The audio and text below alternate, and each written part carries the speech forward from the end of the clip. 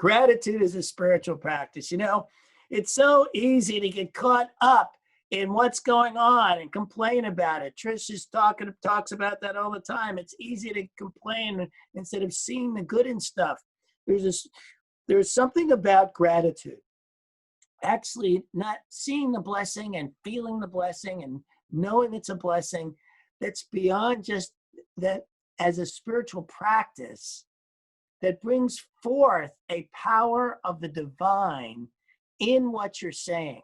When we remember that everything is a prayer, and then that prayer of gratitude we infuse with the divine, we bring forth an energy that actually starts creating what happens next. It moves forward in bringing forth that life we want, even when we don't have it now, when we take what we have now and we cull from it that which is the blessing and are grateful for it. There is nobody I have met better at this than my wife. She is remarkable at how she can cull the good out of stuff as I'm complaining about something. So, as many of you may know, Ash and I, almost a year ago, 9 months ago or so, decided to move from a big, beautiful 2-bedroom apartment into a 1-bedroom apartment that was in a building that is not as nice as the 2-bedroom apartment we had. And we move into this smaller apartment, and at first, the only thing I can see is this thing is small, it doesn't look as nice, and Ash is going, look at the view off the porch. We have this gorgeous view off our porch. And I'm going, look how tiny the bedroom is, our furniture can hardly fit in here. And she's looking, we're gonna put a table and chairs out on that porch, and we're gonna be able to sit there. And my wife gets up at 4 a.m. in the morning most days, and she's like, we have the most amazing sunrises. You should see the sunrises. So being the minister of a center, I'm thinking, okay, I got to catch on to this. I got to start acting like, or behaving like, and bringing forth that divinity within me, being grateful, being at least as good as my wife is at it. And so I start looking at things through her eyes. I start looking at the apartment through her eyes. And I get up and I watch the sunrise, which is stunning. And we do get a table of chairs for the balcony, and we sit out. And later in the day, when the sun's on the other side of the building, it's really sweet out there. You can see the mountains, and it's cooler because it's in the shade. In fact, I've lately seen a baby hawk flying, just beginning to learn how to fly. And what I notice is the more grateful I am, the more I notice stuff to be grateful for. That's the beauty of the spiritual practice of it.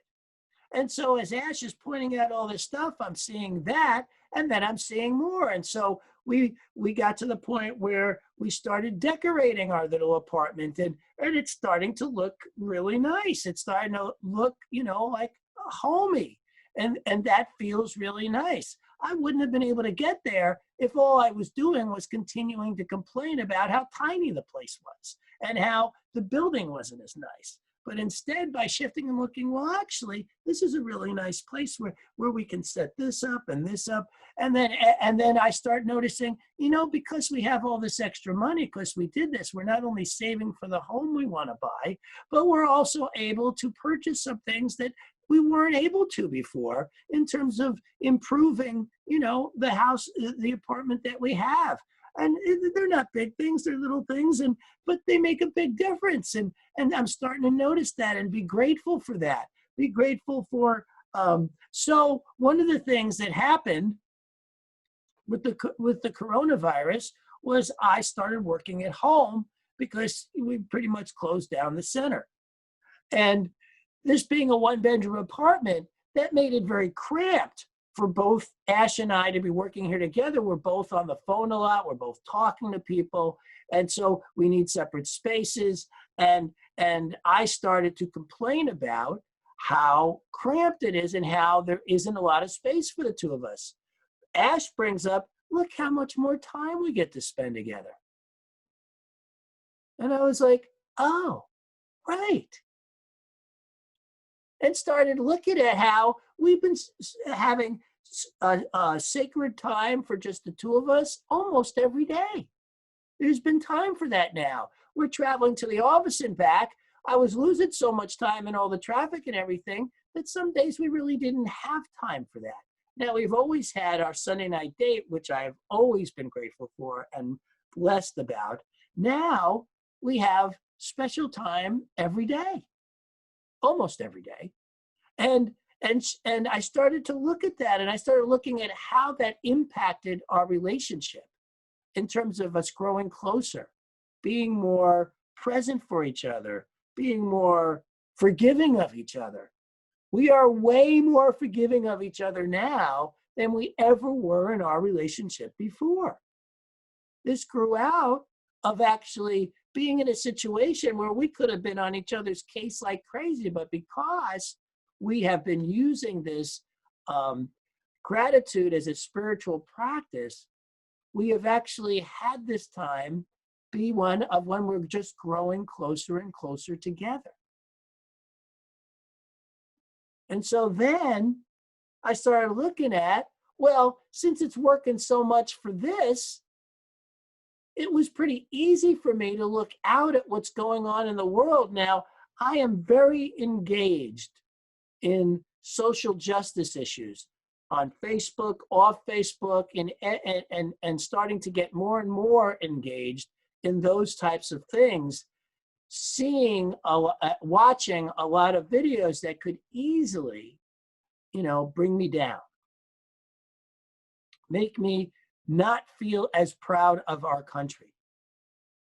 But instead, it has actually brought forth in me a greater gratitude for what we have going on here right now, because because it's not like these things weren't going on. It's just I didn't know about it. Now I do.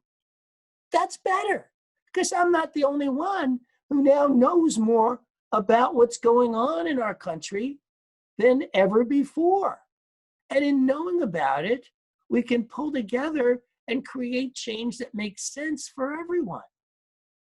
There's incredible discourse going on around what change is best, what shouldn't be changed, what works, what doesn't work. And it's a fantastic discourse. I am in such gratitude around being involved at the level of interaction, engagement, and discourse like I have never had before. I've never had so much information to sift through. There's a lot of stuff that gets printed on Facebook that simply isn't true. I mean, I find stuff every day made up about our president that isn't true. And then I say, this is fake news. This isn't true. This didn't actually happen. And then I go on and find what actually did happen. I am grateful, so grateful, that I'm actually really good at research, that I am willing to take the time to do that. I have become, in this time period, more grateful for me than I think I have in any other time in my life. I am happier with who I am. And this was through looking at all the things I'm doing that I'm happy I'm doing. Being proud of myself for what I'm doing in the world. This wasn't so easy because I grew up in a household with a family that didn't like me. They loved me, but they didn't like me. They didn't like how I was. And so I grew up not liking me. And that stuck with me a very long time in my life. And as I heal that, I noticed the best way to do that is through gratitude. Being grateful for the parts of me I like. And as I do that, I'm starting to see the parts of other people I like. And I'm starting to like other people more too. The more I like me, the more I like you. This is a simple concept. And yet the practice involved of being grateful is what has allowed that for me to become more than a concept, but a practical reality. It takes being willing, this isn't about rosy colored eyes. I'm not looking out at the world like everything is beautiful. I'm looking at the world going, there's a lot to be grateful for, whether everything is beautiful or not.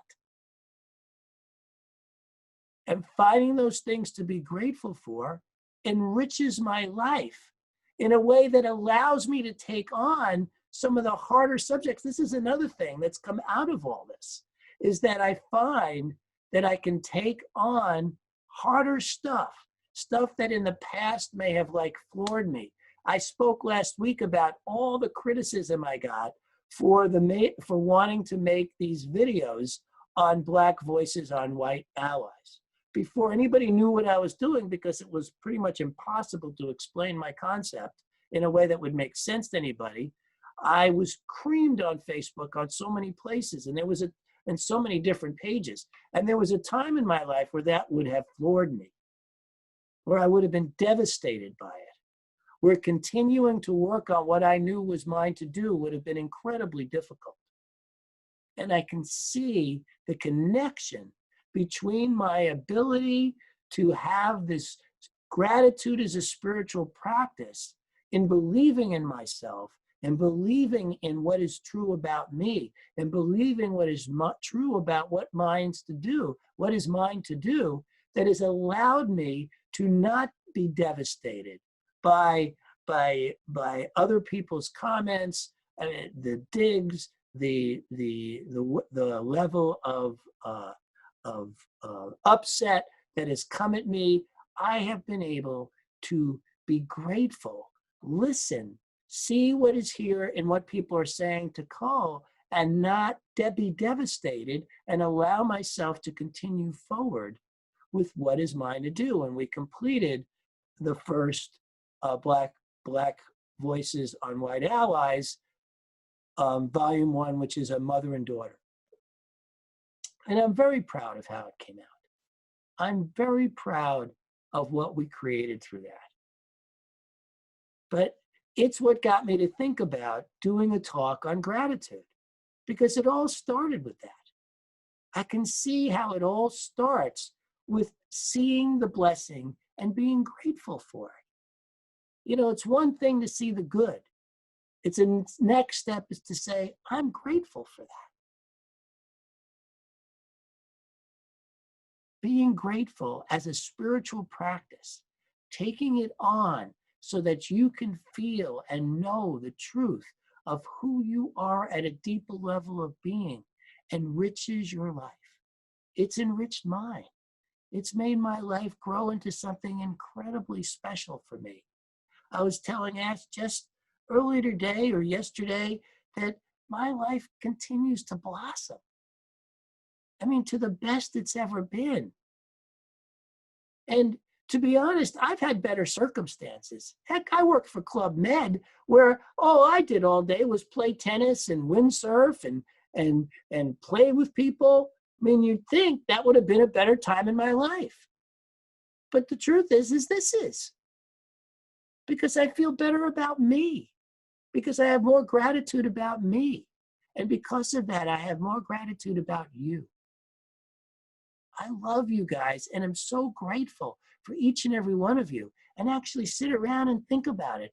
Think about each of you and go, wow, this is what's special about that person. This is what I'm grateful for about this person. And walk through that and go, wow, each one of you has enriched my life. And I'm so happy about that. Thank you so much. And thank you, my ever-loving wife, for opening my eyes at you being so good at this and seeing that it has that kind of impact. This is a beautiful thing. There's lots to be grateful for because life itself is a blessing. It's lots to be grateful for even when it's hard, because in that hardness, we get to rise above. We get to find deeper parts of ourselves that actually add to the goodness, add to what's possible in life. We get to be grateful, and then be grateful for that. Be grateful for those deeper parts of ourselves that we then get to bring to life that we never would have known we even had if a circumstance was easy. One of the things when I was working at Club Med was life was easy.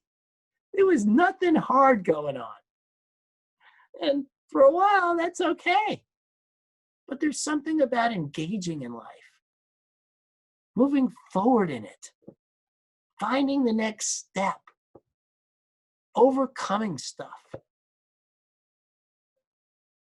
That's just so enriching. There's two ways to go out when we're done here and transition from this plane of existence. The first is to put up walls and try as hard as you can to make life as easy as possible. The second is engaging fully, using all of yourself, throwing yourself fully into whatever it is that matters to you, and whether it works or not, enjoying the ride, finding gratitude with each and every moment. And I promise you, if you do that, and you do it with a gratitude as a spiritual practice, what will come out of that will bring tears to your eyes in joy and wonder. It can't not.